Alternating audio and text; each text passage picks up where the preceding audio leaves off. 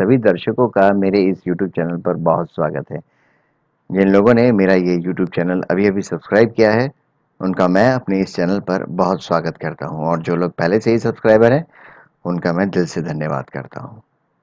और अगर आप लोगों ने मेरा ये YouTube चैनल सब्सक्राइब नहीं किया है, तो आपको सिर्फ इतना करना है कि आपको वीडियो के नीचे जो आप देख रहे हैं रेड कलर से सब्सक्राइब लिखा हुआ है, इस पर अगर आप क्लिक करेंगे, तो आप मेरा ये YouTube चैनल सब्सक्राइब कर लेंगे। देखिए आज की इस वीडियो में मैं आपको जो 9:15 पे मार्केट ओपन होता है मॉर्निंग में, तो उस समय मैं किस तरीके से काम करता हूँ, मेरा तरीका क्या है स्टॉक्स को सेलेक्ट करने का और उसमें काम करने का। तो चलिए शुरू करते हैं। पहले सबसे पहले मैं किस तरीके से अपना पूरा सेटअप करता हूँ उसके बारे में बता देता हूँ। जो मेरा लैपटॉप रहता है उसके ऊपर ये जो कि चार्ट है 5 डेज़ 0 मिनट का रहता है। इसमें और फिर ये आप देख रहे हैं ये निफ्टी है। निफ्टी के अंदर जितने स्टॉक्स आते हैं उनको मैंने यहाँ पर ऐड करके रखा हुआ है। उसके बाद निफ्टी मिड कैप 50 के अंदर जितने भी स्टॉक्स आते हैं 50 जो स्टॉक्स हैं उनको मैंने यहाँ पर ऐड करके रखा हुआ है। इसके नीचे बायर सेलर का एक ये है वो है जिसमें कि बायर और सेलर पता चलते हैं हमें। और जो मेरा एक्सटर्नल मॉनिटर है उसके अंदर मैं निफ्टी 1 डे 0 मिनट का चार्ट रहता है, बैंक निफ्टी 1 डे 0 मिनट का चार्ट रहता है और निफ्टी 1 डे 1 मिनट हिकेनाशी कैंडल का चार्ट रहता है। और इन दोनों के निफ्टी और बैंक निफ्टी के बायर सेलर उसके अंदर मैं लगा के रखता हूँ, जैसे कि आप ये देख रहे हैं इसे, ये वहाँ पे मैं उसको ऐड करके रखता हूँ और इन सभी को आपस में रिलेट करके मैं ट्रेडिंग करता हूँ। देखिए, इसमें क्या होता है कि आप सभी लोगों ने देखा होगा कि डेली कोई ना कोई एक स्टॉक बुलिश होता है और एक बेरिश होता है। मतलब मार्केट कहीं भी हो, बट एक स्टॉक है जो अपसाइड जा रहा है, मतलब ऊपर की तरफ ही जा रहा है, बुलिश है। और कोई ना कोई स्टॉक ज़रूर ऐसा मिल जाता है जो कि बेरिश था, पूरे दिन नीचे ही गिरता गया, भले ही मार्केट कहीं पर भी हो। अब इस तरीके के स्टॉक्स को ढूंढना, उसमें ट्रेडिंग करना मुझे थोड़ा टफ भी लगता है और बहुत मुश्किल है। प्लस इसमें जो रेगुलर प्रॉफिट होना थोड़ा मुश्किल रहता है, क्योंकि हमें नहीं पता कौन सा स्टॉक बिल्कुल ऊपर ही जाएगा या कौन सा बिल्कुल नीचे जाने वाला है। तो इसीलिए मैं मार्केट के हिसाब से ट्रेडिंग करता हूँ। देखिए, पहला तरीका तो आप सभी को पता है कि अगर मार्केट बुलिश है तो बाइंग करना चाहिए। दूसरा तरीका, अगर मार्केट बेयरिश है तो हमें शॉर्ट सेल करना चाहिए। तीसरा तरीका, अगर मार्केट नेगेटिव है उसमें बाइंग कैसे करनी है, और मार्केट अगर पॉजिटिव है उसमें शॉर्ट सेल कैसे करना है।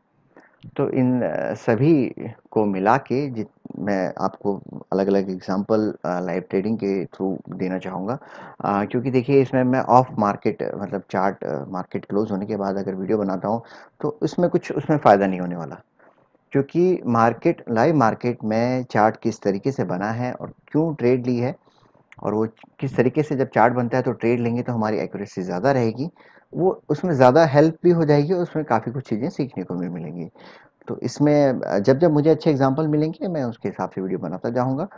और इसका देखिए तरीका सिंपल है। जैसे अगर मुझे लगता है कि मार्केट बुलिश है, तो सेम ऐसे मैं परसेंटेज पे क्लिक करूँगा।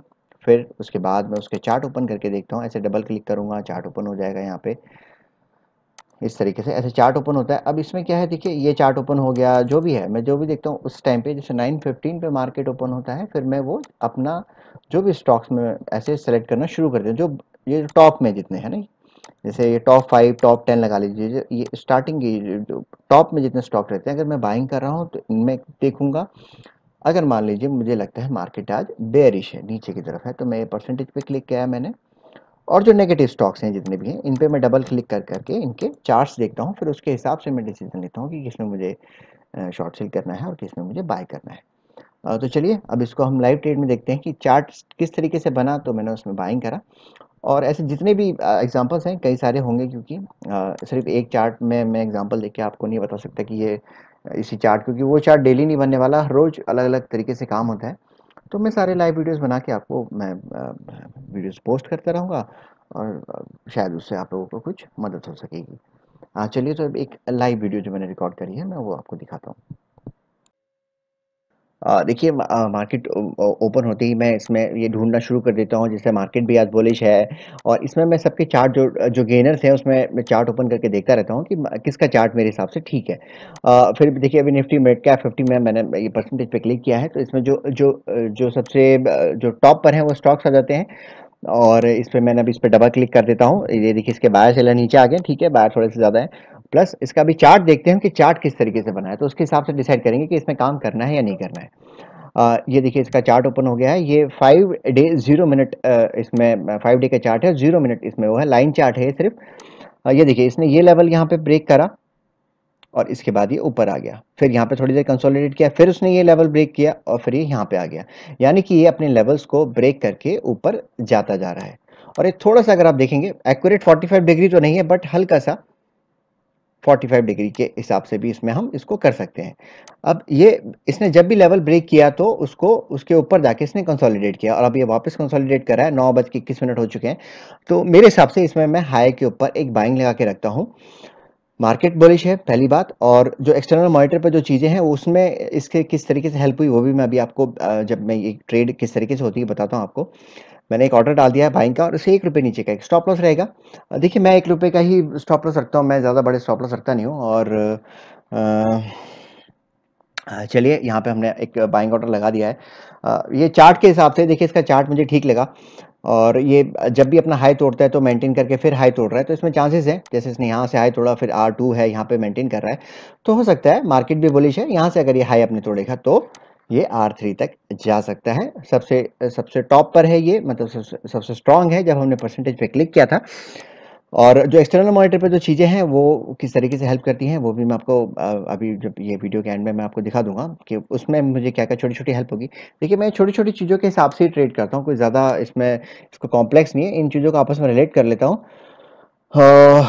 चलिए हाँ जी, ये हमारा बाय हो गया है और मैंने बहुत छोटी क्वांटिटी रखी है, सिर्फ 100 स्टॉक्स एक एग्जांपल के लिए, और छोटा ही काम करना चाहिए। आप चाहे 30 करें 20 करें, छोटे से छोटा काम करिए। एक बार आपका काम अच्छा हो जाए, प्रैक्टिस अच्छी हो जाए, उसके बाद आप उसको वॉल्यूम को बढ़ा सकते हैं। मैंने भी ऐसे ही किया था, पहले 100 स्टॉक्स में मैंने प्रैक्टिस करी थी। अब मैं क्या करता था शुरुआत में, मैं पहले शुरुआत तरीका आपको एक्सप्लेन कर रहा हूँ कि 100 स्टॉक मैंने बाय किए हुए हैं, तो मैं 80 स्टॉक जो है, अब ये नेट कैप 50 का स्टॉक है, तो इसमें 2 से 3 रुपए की मूवमेंट आना, हाई तोड़ता है तो इतनी मूवमेंट आ जाती है क्योंकि मार्केट भी बुलिश है। तो इसीलिए मेरा टारगेट ये रहेगा कि 80 स्टॉक तो मैं 2 या 3 ढाई 3 रुपए के बीच में मैं जो 80 स्टॉक मैं बुक कर लूंगा और जो 20 स्टॉक जो बचेंगे उसको मैं फिर ट्रेल करते जाऊंगा। अब वो जहां तक ट्रेल हो जाए, बाकी उसको मैं ट्रेल करते जाऊंगा।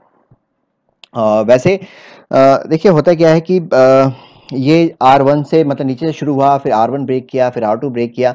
अब इसमें ये R3 टच करेगा या नहीं करेगा, वो चीज़ें थोड़ा सा कॉम्प्लेक्स हो जाती हैं क्योंकि काफ़ी इसमें एक अच्छा मूवमेंट अभी आ चुका है।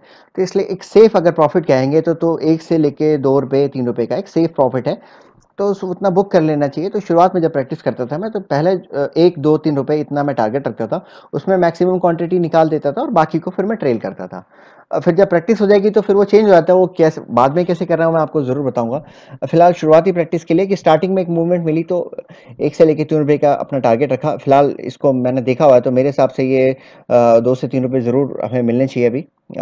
और देखिए रुपए के हिसाब से देखिए कि कितने रुपए आप निकाल पा रहे हैं, बाकी वो अलग है, प्रॉफिट कितना हो रहा है वो अभी इतना इंपॉर्टेंट नहीं रखता।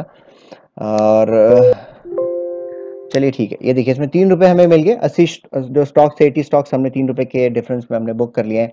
और यहाँ से ये लेवल मुझे एक दिख रहा है क्योंकि यहाँ से ये ऊपर गया है, तो यहाँ पे इसके नीचे मैं एक अपना 20 स्टॉक्स डाल के रखूंगा, क्योंकि देखिए 20 स्टॉक भी अगर मेरा स्टॉप लॉस भी हिट होता है तो भी मेरे रुपए से मेरा जो बाइंग प्राइस है ऊपर ही है, और यहाँ से इसने बाउंस किया है तो इसलिए मैं इसके नीचे अपने 20 स्टॉक डाल के रख रहा हूँ। और देखिए यहाँ भी डाल सकते हैं, चाहे तो आप ये जो R2 है उसके नीचे भी डाल सकते हैं, बट फिलहाल मैं यहीं पे डाल रहा हूँ क्योंकि कोई बात नहीं, अगर हिट भी हो जाएगा तो कोई वो नहीं है, मतलब ऐसा भी कर सकते हैं। चलिए मैं आपको ये अपने वो दिखा देता हूँ। ये देखिए 1 डे 0 मिनट का चार्ट है।